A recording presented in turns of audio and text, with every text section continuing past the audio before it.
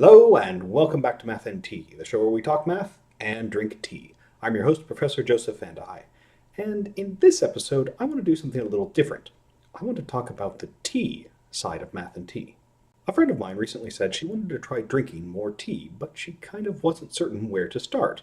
And really, who can blame her? At my local supermarket, there's about a whole aisle's worth of different kinds of tea. So consider this an introduction to tea 101.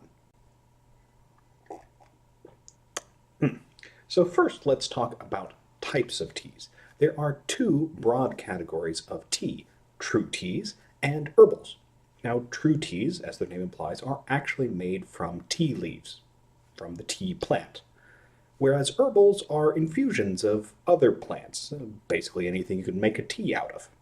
There's also tea blends, which can take together a bunch of different kinds of true teas or a bunch of different kinds of herbals and just stick them all together in one drink. So let's talk true teas. The most common true tea in America is black tea. In fact, if you're born in America and you're thinking of tea, almost certainly you're thinking of black tea.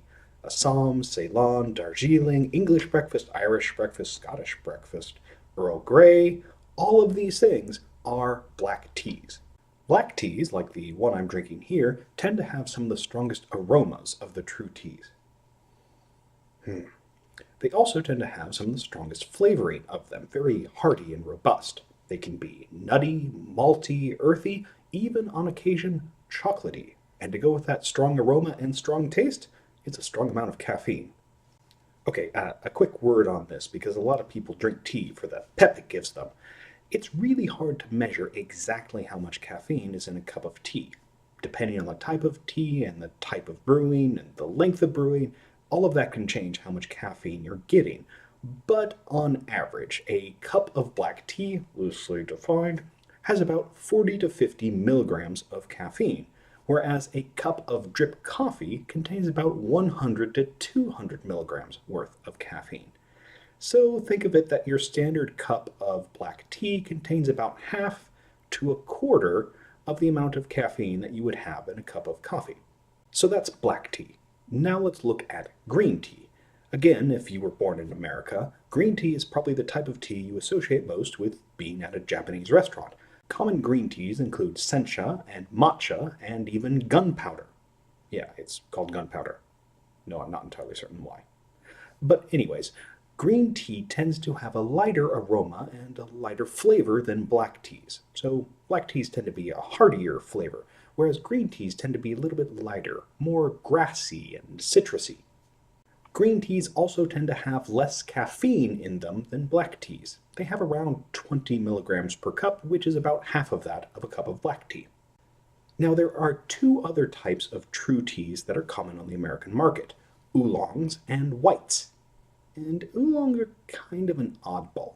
You see, the thing that makes black teas black as opposed to green or oolong or white is oxidation.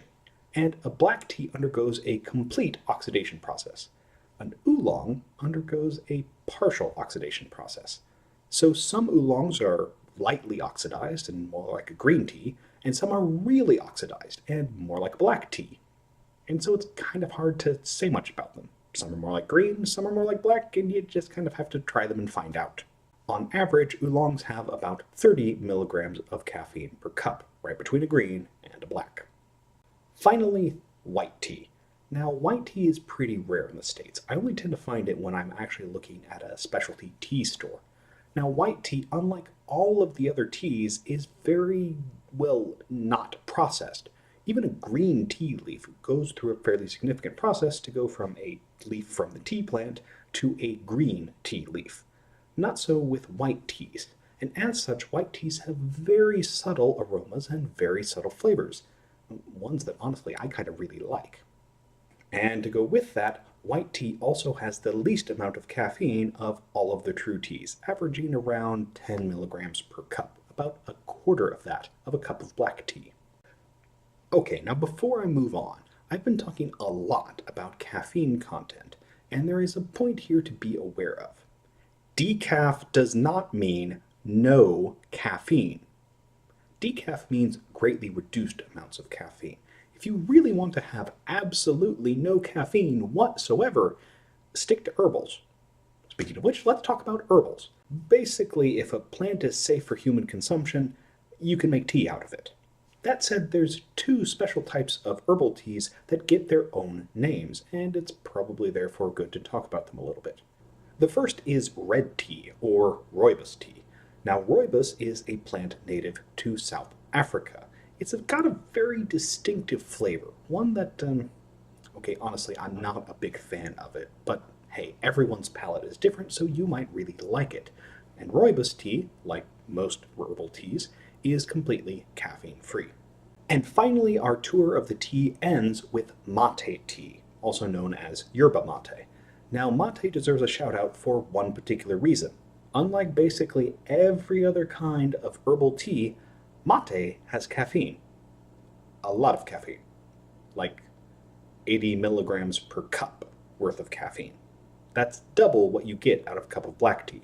So be aware that even though most people think herbal means no caffeine, mate, an herbal, contains a lot of it. Okay, that's a quick look at all the different kinds of tea. So let's talk briefly about how to brew a cup of tea.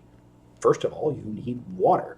Better quality water results in better quality tea, so filter if you can. Second, you've got to heat the water. And there's really no wrong way to do this. You could stick it in a tea kettle and pop it on the oven. You could put it in a microwave-safe container and microwave it for a bit. Me personally, I use an electric tea kettle because I make so much tea and so much coffee that really it saves a whole bunch of time. Now, how hot should you make your water? Well, different types of tea steep best at different temperatures. And if you're wondering which is which, well, some containers from different tea companies, like this one from Divana and this one from Tiesta Tea, will actually tell you on them the optimal brewing temperature of different types of tea. But to be honest, for the starting tea maker, I just say boil it and wait just a minute or two before using it because most teas do best just a little below boiling. Third up, method of infusion. Now, most people probably just use a regular tea bag. And that's fine, but be aware that tea bags tend to produce a less flavorful tea. That's because when you brew tea leaves, the tea leaves themselves expand, and there just isn't room to expand in one of these tiny little tea bags, so you tend not to get the full flavor out of them. So that's why connoisseurs tend to say, well, go with loose leaf teas, or maybe some of those fancy new tea pyramid things. But if you're using loose leaf teas, then you still need some way to infuse it into your water. Now there's lots of ways to do that. For example, something like this that's got a container, a little bulb thing that sits deep down into the tea and just sits there like that. There's also things like these guys. Hi there.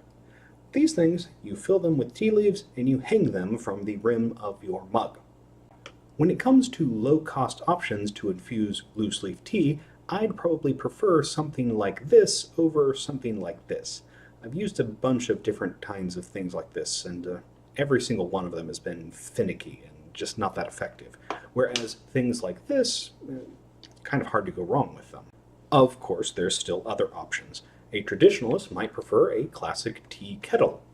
And I, personally, make a ton of use out of this little thing. In fact, this is what I brewed my most recent cup of tea with. This is the Ingenuity by Adagio Teas, although there's various different models made by lots of different people. You put your tea leaves in here, pour the water in, and when you're done, you just set it on top of the cup and it just drains straight into it. Very handy. One additional thing I'll say about tea infusers. Mesh size. Now, tea leaves, even good quality tea leaves, will get damaged when they're transported. So therefore, little bits of tea leaf flake off. And if you've got too big a mesh on whatever thing you're using to infuse, you'll end up drinking all of that. So smaller mesh is better. Finally, length of infusion. Well, this once again varies from tea to tea. So stick with around 4 minutes. That tends to be pretty good for most all kinds of teas. Once that's all done, pour and drink. A few quick notes on the brewing process. First of all, yes, you can reuse tea leaves. You get a little bit less flavor, you get a lot less caffeine, and I wouldn't reuse them past a couple hours, but otherwise go right ahead. Second, caffeine is extracted really early on in the brewing process, so if you want to kind of make a rough and tumble decaf, Brew for 30 seconds, toss the water, then brew as normal. Finally, if you're going to use loose leaf teas, you should store them properly. And for loose leaf teas, that means something that is airtight and also opaque. Now, we do this because for loose leaf teas, they start losing a bit of their flavor when exposed to the air and to light. They won't necessarily go bad, but if you're going to pay the price for loose leaf tea, might as well keep them in good working condition. I'll also add to this that Adagio teas makes these cute little tins that actually have a see-through lid. You might say, hey, wait a minute, didn't you just say that was bad? Yes, but this is actually a UV shielded lid, so it's perfectly fine. Finally, let's talk about where to get your tea. Now, honestly, the best place to get tea is at a local specialty tea store. But not everyone has access to that, and not everyone wants to pay the premium price that goes with that. So let's say you just want to avoid the hassle and buy your tea from the local supermarket. What's a good brand to choose? Well, first off, avoid any of the super cheap ones. Honestly, cheap teas just tend to not be good teas. If you want a good supermarket brand tea, I'd go with Twinings. I've found their stuff, generally speaking, to be really good. And also, they're one of the few brands that tends to get a lot of loose leaf tea stocked even at supermarket chains. Your supermarket might also have some of these cylindrical tins from Republic of Tea. Now, they do some kind of off-the-wall stuff, and not all of it's good, but some of their flavors just work really well, and so I kind of like them. As for some other brands that I've just found to be consistently good, you could try Adagio, Mighty Leaf, Tazo, or Smith's Tea. I found these at a lot of local supermarkets, so hopefully they'll be near you too. Give them a shot. Anyways, that's all for now, because I'm out of tea again.